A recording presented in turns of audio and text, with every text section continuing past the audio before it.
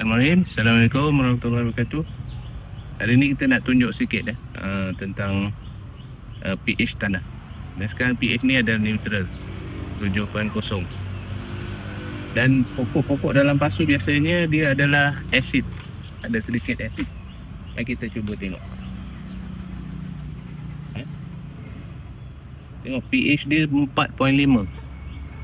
So apa kita perlu buat? Kita perlu gunakan kapur ataupun limestone ataupun kalsium karbonat untuk naikkan pH dia.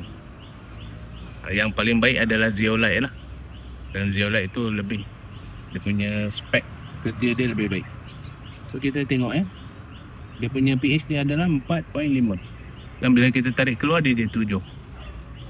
Bila kita turun balik, masukkan balik, dalam masih lagi acidic 5.86, masih asid. Di bawah 7 adalah asid, di atas 7 adalah alkaline. Dia ni sedikit ilmu tanian yang ibu-ibu juga boleh tahu.